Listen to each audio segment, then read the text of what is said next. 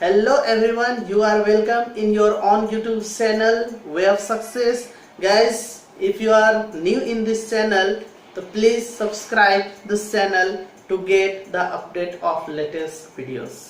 ठीक है, आज की क्लास में हम लोग बात करेंगे class 10th chapter first chemical reactions and it's equations में हम लोग टाइप्स ऑफ केमिकल रिएक्शंस के बारे में बात करेंगे। इससे पहले ऑलरेडी हमने दो तरह का टाइप्स ऑफ केमिकल रिएक्शंस बता दिया है।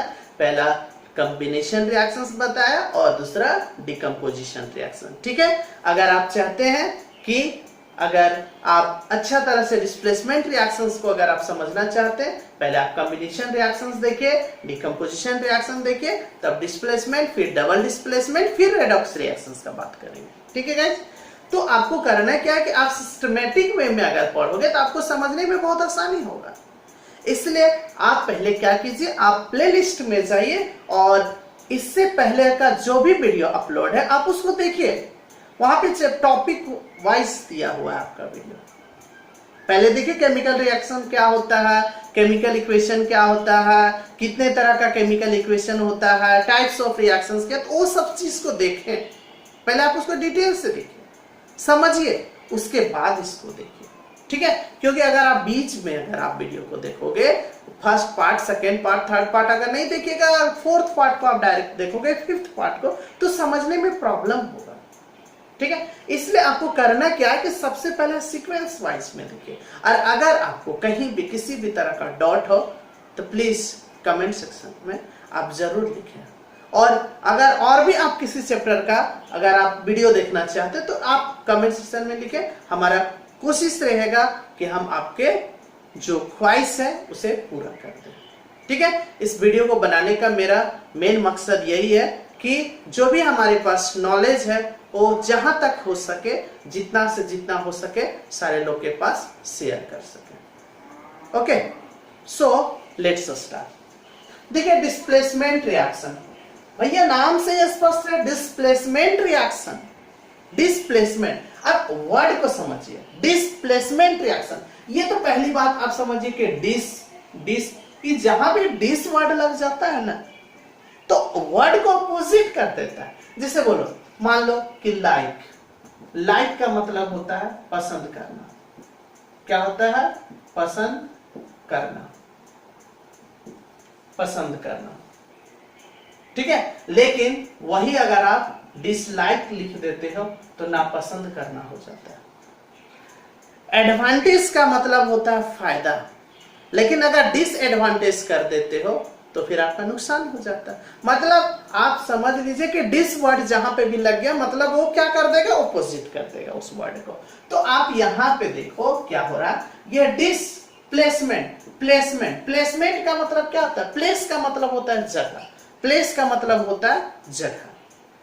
मतलब कोई इंसान पहले से बैठा हुआ है और एक दूसरा इंसान आके उसको हटा दे वहां से, तो इसको हम लोग बोलेंगे कि वो क्या किया, उसके प्लेस को हटा, मतलब उसको डिस्प्लेस कर दिया। तो भैया ये कैसे हटेगा? जो आने वाला जो रहेगा वो ज्यादा ताकतवर रहेगा। किससे? जो बैठा हुआ उससे, जिसको हटाना चाह रहा है।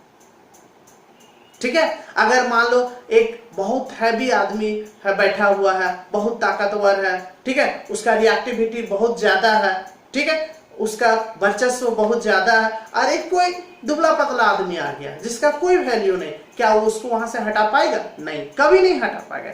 तो क्या ये डिस्प्लेसमेंट हुआ? नहीं। डिस्प्लेसमेंट तभी होगा जब कोई ज्यादा ताकतवर कम ताकतवर पे क्या लगाएगा, अपना एफर्ट लगाएगा, तभी डिस्प्लेसमेंट होगा, अदरवाइज नहीं होगा। तो डिस्प्लेसमेंट रिएक्शंस का मतलब होता है, इसको हिंदी में बोलते हैं विस्थापन अभिक्रिया। क्या बोला जाता है? विस्थापन अभिक्रिया, डिस्प्लेसमेंट रिएक्शन। मतलब इसमें क्या होगा कि इसका प्लेस से क्या कर देना, जहां उसका प्लेस है उस प्लेस से उसको क्या कर देना, हटा देना। तो इस तरह का रिएक्शंस को बोलेंगे डिस्प्लेसमेंट रिएक्शन। तो डिस्प्लेसमेंट रिएक्शंस क्या है?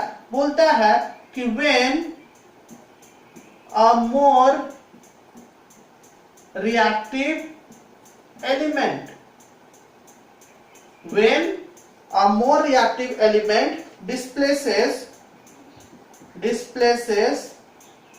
a less reactive element from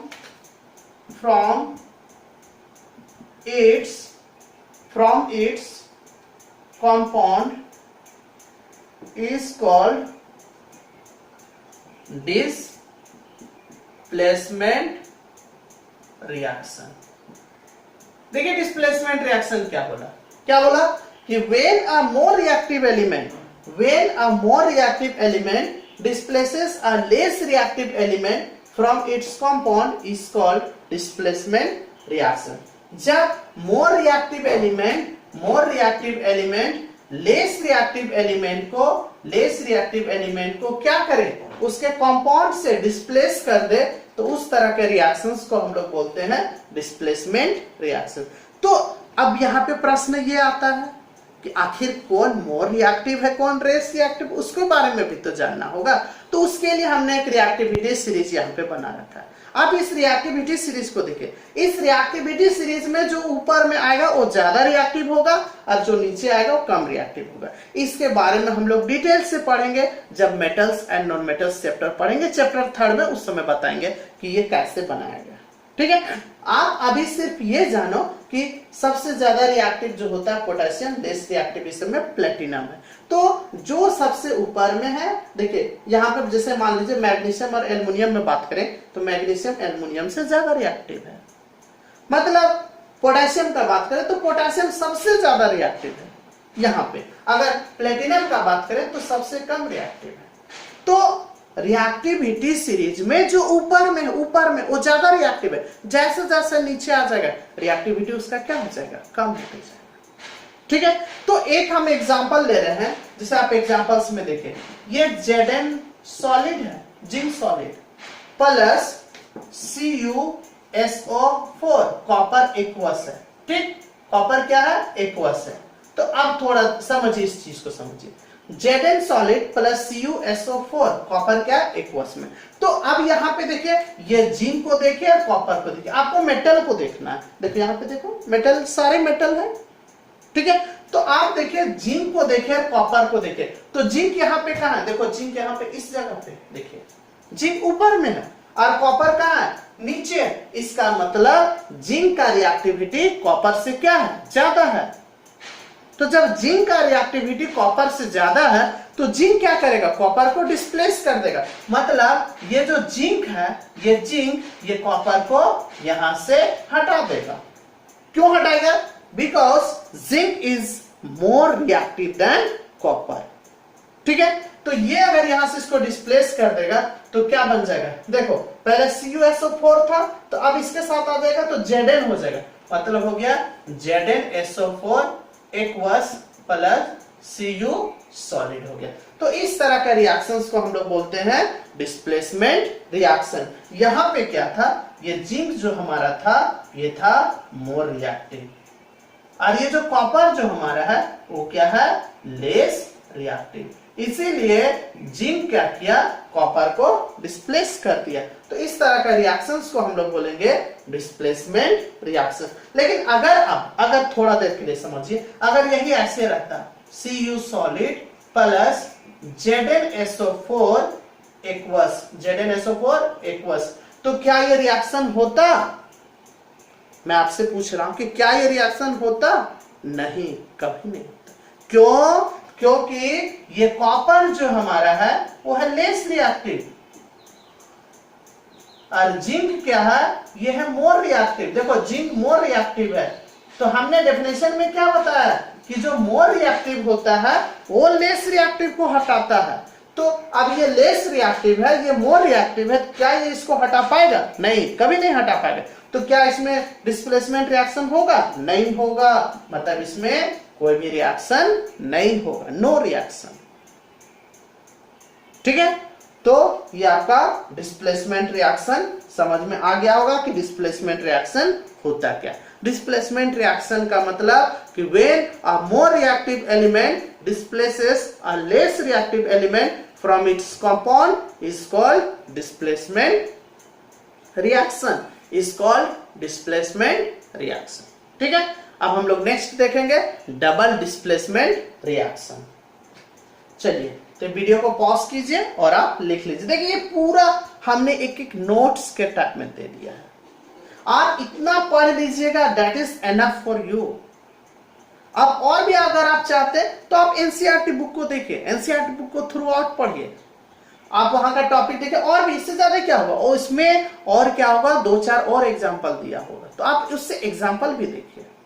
ठीक है, मैंने आपको कॉन्सेप्ट क्लियर करा, जहां कॉन्सेप्ट क्लियर हो गया तो आप खुद किसी भी तरह का, यार ये रिएक्टिविटी सीरीज आपको याद हो जाना चाहिए, आपको इसको याद कर लेना है। जब तक आप इसको याद नहीं कर पाओगे तो आपको नहीं समझ में आएगा कि कौन ज्यादा रिएक्टिव है और कौन कम रिएक्टिव है। ठीक है, चलो नेक्स्ट टॉपिक।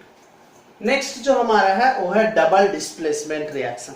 अब इसमें क्या देख रहे थे, इससे पहले में क्या देख रहे थे कि एक more reactive element less reactive element को क्या कर रहा था, उसके कंपाउंड से डिस्प्लेस कर रहा था। लेकिन यहाँ पे नाम है डबल डिस्प्लेसमेंट रिएक्शन, मतलब दोनों का डिस्प्लेसमेंट होगा, डबल डिस्प्लेसमेंट रिएक्शन। देखिए इसको आप एग्जांपल से हम लोग पहले देखते हैं, उसके बाद आप खुद समझ में आ जाओगे कि डबल डिस्प्लेसमेंट रिएक्शन होता क्या। अब समझो HCl एक्वस है, ठीक, हाइड्रोक्लोरिक एसिड एक्वस के फॉर्म में लिए, plus NaOH sodium hydroxide aqueous. ठीक है, तो अब देखो पहले क्या करेगा, ये HCl को जब हमने वाटर में डाल दिया तो ये आयोनाइज करेगा, कैसे टूटेगा बोलो, H प्लस एक्वस में और Cl माइनस एक्वस में। देखो H प्लस एक्वस में, Cl माइनस एक्वस में। अब इधर से देखिए, ये Na प्लस एक्वस में और OH माइनस एक्वस में। ठीक, ध्यान से देखो क्या बता रहे हैं, HCl जब टूटा तो H प्लस एक्वस में और Cl माइनस एक्वस में, NaOH जब टूटा तो Na प्लस एक्वस में और OH माइनस एक्वस में। अब ये जो पॉजिटिव वाला जो होता है, पॉजिटिव जो पार्ट होता है, इसको बोला जाता है कैटायन, और नेगेटिव वाला को क्या बोलते हैं, एनायन। ठीक है, फिर यहाँ पे ये क्या हो गया, कैटायन, और ये क्या हो गया, एनायन। ठीक, तो डबल डिस्प्लेसमेंट रिएक्शंस में क्या होगा, दोनों का डिस्प्लेसमेंट होगा, मतलब इसका जो कैटायन है, इसका जो कैटायन है, इसका एनायन के साथ दोस्ती करेगा, मतलब ये कैटायन इसके एनायन के पास चला जाएगा, और इसका जो एनायन है इसके कैटायन के पास चला जाएगा, मतलब ये जो एनायन है इसके कैटायन के पास चला जाएगा। तो क्या होगा, देखो इसका कैटायन, इसमें H प्लस था, H प्लस, और इधर किसके साथ जाके दोस्ती करेगा, OH माइनस, मतलब इसका प्लस इसके माइनस के साथ और इसका माइनस इसके प्लस के साथ जाएगा। तो जब इसका प्लस इसके माइनस के साथ जाएगा तो फिर न्यूट्रल हो जाएगा, प्लस माइनस मिलके क्या हो जाएगा, न्यूट्रल हो जाएगा। तो ये H प्लस है और ये OH माइनस, तो H प्लस और OH माइनस जब बनता है तो वाटर बनता है, और वाटर किस फॉर्म में होगा, लिक्विड के फॉर्म में। ठीक, अब क्या बचा, इधर से देखो, इधर हमारा बच गया Na प्लस, देखिए Na प्लस, और इधर से क्या बचा, Cl माइनस। तो Na प्लस और Cl माइनस, Na प्लस और Cl माइनस, प्लस वाला को पहले लिखा जाता है आयोनिक कंपाउंड में, तो Na प्लस और Cl माइनस है, तो Na प्लस और Cl मिलके क्या बन जाएगा, NaCl सोडियम क्लोराइड, और ये किस फॉर्म में होगा, एक्वस के फॉर्म में। तो ये हमारा बन गया सोडियम क्लोराइड। तो इस तरह का रिएक्शंस को हम लोग बोलते हैं डबल डिस्प्लेसमेंट रिएक्शन। मतलब आप यहाँ पे क्या देख रहे हैं, यहाँ पे जो हो रहा है वो एक्सचेंज ऑफ आयंस हो रहा है। आयंस का क्या हो रहा है, एक्सचेंज। कैसे, इसका कैटायन इसका एनायन के पास चला गया और इसका कैटायन इसके एनायन के पास चला गया, मतलब यहाँ का कैटायन इस, यहाँ का कैटायन इधर आ गया और यहाँ का एनायन इधर चला गया। मतलब कैटायन और एनायन का क्या हो रहा है, एक्सचेंज हो रहा है, एक्सचेंज हो रहा है। तो जहां पे भी कैटायन और एनायन का अगर एक्सचेंज होता है तो उस तरह के रिएक्शंस को हम लोग बोलते हैं डबल डिस्प्लेसमेंट रिएक्शन। ठीक है, अभी और भी हम एग्जांपल बताएंगे, अभी ये काफी इतना नहीं है, ये एग्जांपल फर्स्ट था, एग्जांपल सेकंड देखिए, एकदम ध्यान से देखिए एग्जांपल 2 को, देखो क्या है। सो AgNO3 silver nitrate, AgNO3 silver nitrate aqueous plus NaCl aqueous. ध्यान से देखो, AgNO3 aqueous silver nitrate plus यहां पे क्या होगा समझो, ये जो AgNO3 है ये पहले टूटेगा। कैसे टूटेगा बोलो, Ag प्लस में टूटेगा, Ag प्लस एक्वस में, प्लस क्या में टूटेगा बोलो, NO3 माइनस एक्वस। ये टूट गया। अब फिर क्या टूटेगा, NaCl टूटेगा। कैसे टूटेगा, Na प्लस में एक्वस और Cl माइनस एक्वस। ठीक है। अब देखिए, अब क्या होगा कि इसका जो कैटायन है, पॉजिटिव वाला को कैटायन बोले, ये कैटायन इसके एनायन के पास चला जाएगा, ये कैटायन उसके एनायन के पास चला जाएगा, और इसका जो एनायन है उसके कैटायन के पास चला जाएगा। मतलब आप यहाँ पे क्या देख रहे हैं, यहाँ पे आप ये देख रहे हैं कि एक्सचेंज ऑफ क्या हो रहा है, आयंस। एक्सचेंज ऑफ क्या हो रहा है, आयंस। देखो ये यहाँ पे चला गया, पहले इसका कैटायन ये था, लेकिन अब उसके कैटायन के साथ दोस्ती कर रहा है। मतलब यहां भी क्या हो रहा है, एक्सचेंज ऑफ आयंस। तो जहां पे भी आयंस का एक्सचेंज होता है तो उस तरह का रिएक्शंस को हम लोग बोलेंगे डबल डिस्प्लेसमेंट रिएक्शन। अब ये Ag प्लस और इधर से Cl माइनस, तो मिलके क्या बन जाएगा, AgCl एक्वस प्लस क्या होगा बोलो। अब यहाँ पे इसका देखिए, ये Na प्लस इसका, और यहाँ पे NO3 माइनस मिलके क्या हो जाएगा, NaNO3 एक्वस। ठीक है। तो ये था हमारा डबल डिस्प्लेसमेंट रिएक्शन। तो डबल डिस्प्लेसमेंट रिएक्शंस क्या है, इसका डेफिनेशन लिखते हैं, डबल फॉर्म नील कॉम्पाउंड्स। ठीक है। देखिए क्या डबल डिस्प्लेसमेंट रिएक्शंस क्या हुआ, double displacement reactions are those reactions in which compound exchange their ions to form new compounds। Double displacement reactions में क्या होता है गाइस कि कंपाउंड्स अपने आयंस को क्या करता है, एक्सचेंज करता है। क्यों एक्सचेंज करता है, क्योंकि वो चाहता है नया चीज बनाने के लिए। जब तक एक्सचेंज नहीं होगा तो नया कैसे बनेगा। ठीक है। तो यहाँ पे देख लो, इतना सारा हमने एग्जांपल दे दिया, आपको खुद समझ में आ गया होगा कि एग्जांपल में कैसे एक्सचेंज हो रहा है। इसका देखिए, इसका कैटायन इसके एनायन के पास चला गया, इसका एनायन इसके कैटायन के पास चला गया। ये कैसे टूट रहा है वो भी हमने बता दिया। इस तरह का और भी आप अगर लेटेस्ट वीडियो अगर आप देखना चाहते हैं तो प्लीज सब्सक्राइब दिस चैनल। ठीक है। तब तक के लिए जय हिंद, जय भारत।